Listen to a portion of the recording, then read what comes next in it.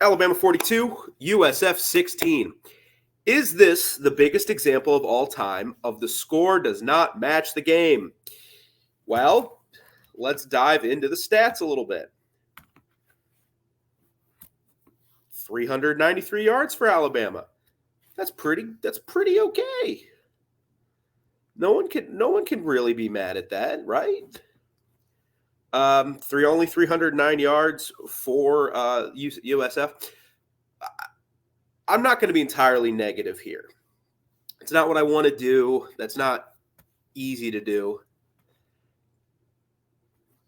But the thing I'm going to give Alabama a lot of credit for tonight, and I'm going to be very negative tonight.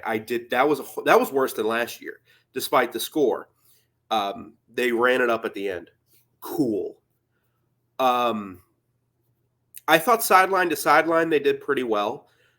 Brown doesn't have great arm talent. I think he's a very productive G5 quarterback. I think he could play like at a mid-tier ACC, SEC level. So a lot of their passes go side to side. I'm talking screens, little dump offs to the running back. I think Alabama in that regard did very, very, very, very well. Byron Brown only averaged 2.5 yards or 2.9 yards per completion. He wasn't getting anything downfield. We'll talk about that in a second. Running the ball, he only averaged 4.7 yards per carry, long of 20. So nothing. The explosives weren't there for USF, and it kind of cost them as the game went along. And I think Alabama did a great job on third down. Jackson brought it up here. My laptop mouse wants to work. UCF. You're not going to win. You're not going to pull off an upset like this. Going 2 for 18 on third down. It's just not going to happen. But for all the Alabama fans that are out there, and, if you're listening live, comment. If you're not listening live, you're listening to it back on all your favorite audio platforms. Laptop, seriously, because you can catch this on all your favorite audio platforms now. Are any of you happy with that performance? I think it was worse than last year's USF game. That was in the rain. That was on the road.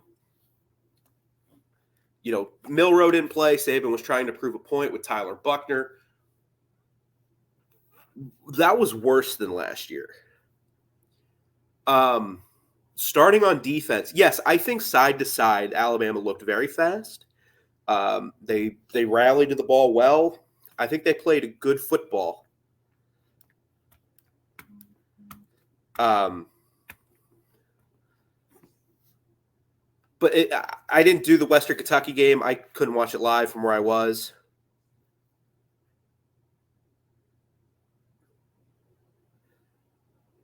Sorry, I'm reading some comments. But Western Kentucky had some dudes running open. It's just thankful that TJ Finley stinks. In the first quarter of this game, Brown missed on 2 deep shots that were wide open. Looking at the quarterbacks on Alabama's schedule moving forward, Nico hits that throw. Nussmeier hits that throw. Jackson Arnold hits that throw. Brady Cook hits that throw. Carson Beck hits some of these throws. The Alabama secondary's got to clean it up. They just do. They got it done today. They looked fast and they looked athletic moving side to side. But Brown missed some throws that their quarterback's coming up. They will hit those throws. And there'll be touchdowns or huge chunk plays that will lead to scores. And if your offense is going to play like that, we're going to have issues. Speaking of the offense, last year was way worse. I disagree just because you're at home.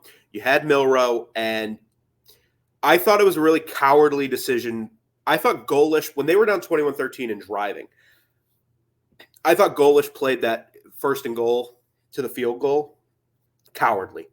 I think he didn't show any faith in his team. You ran the ball 3 straight times. You hadn't run the ball really well all night. You kicked a field goal inside the 10-yard line as a 31-point underdog. And Bama came right back, and Ryan Williams made a hell of a play and ended the game at 28-16. There was another throw. I'm thinking of throws he missed.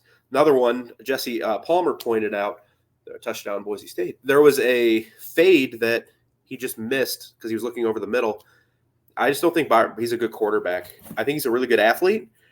He might get there. Golish is a good QB's coach, but he's just not good. So I think the defense got torched at times. Deep, I just don't think Byron Brown is a quarterback that could hit those throws, which maybe is part of the plan. But I personally wouldn't make that part of the plan. But outside of that, and those are some isolated plays, but again, when you face Carson Beck, when you face Nico, when you face Brady Cook, when you face Garrett Nussmeier, you face Jackson Arnold, Peyton Thorne's not hitting those throws, granted, but those guys will hit those throws. So just clean it up. You got time. Tyler Van Dyke's not hitting those throws. He stinks. So next week, I actually think you're playing a worse team.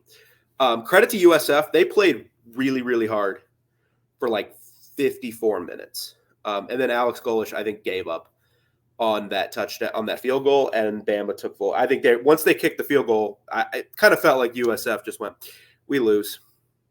It's over. That was pretty sad if you're just a neutral fan of college football. Kind of looking at chat here. So Formby, he was awful. He was awful tonight. The entire offensive line was out. You can tell they need Proctor badly. He was terrible. Offense is flat. 100. Yeah, that's part of the reason this game took 4 hours. All the penalties. And you know what? USF fans, you can't even call Brian Denny refs. Because not really.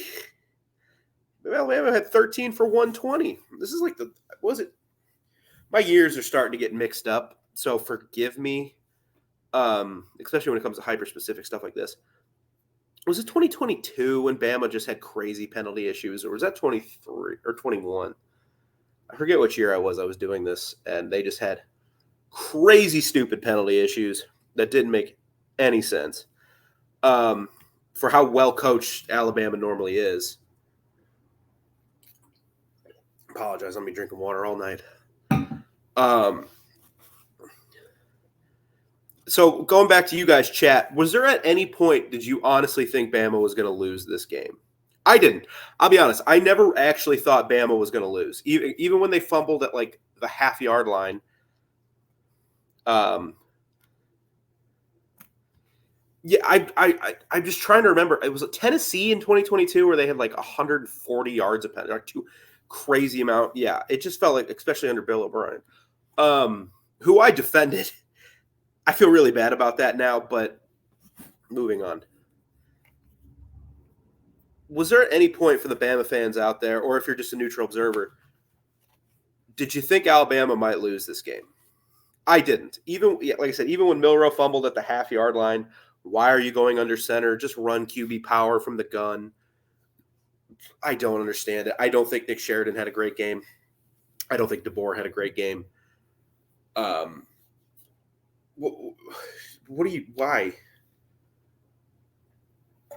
Why are you testing Alabama testing a center right there? Anyway, they dropped the fumble. I just didn't think USF was really going to be able to do anything. I also thought Bama could go get a touchdown if they really needed one. And you saw at the end of the game, they got 3 in 5 minutes? Yeah, they kind of at the end of the game there just kind of did whatever. But yeah, is anybody happy? Like, this is where the fun begins for Kalen DeBoer. Like, the vibes have been great. You know, things are more relaxed at practice. It's a totally different energy around the Alabama football program. But now you go out and you put up kind of a clunker. You're going to have the box score watchers who say, oh, they won 42-16. They must have dominated. No, that was an ugly, ugly, ugly performance. And now you go to Wisconsin. You'll probably win that game because Wisconsin stinks. I watched all of their game against Western Michigan because I'm me. They stink. Tyler Van Dyke stinks. Luke Fickell is a really good head football coach. I just don't think it's working at Wisconsin. I think it's hard to flip what Wisconsin was into what Wisconsin wants to be like that. I think if they give Fickle like 5 years, it might work out. But how many coaches are given 5 years?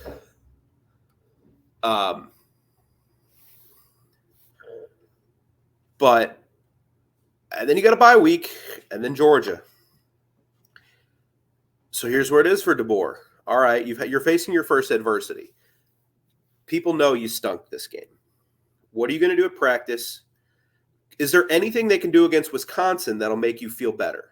I mean, obviously short of beating them like 63-3, but I don't think any of us think that's going to happen. I think this game is going to kind of go like if maybe a little bit worse score-wise, but kind of like how the Ohio State-Wisconsin game went last year. I'm not to preview that game too much, but Wisconsin kind of hung around for a little while, and then Ohio, but like never really felt like Ohio State was going to lose.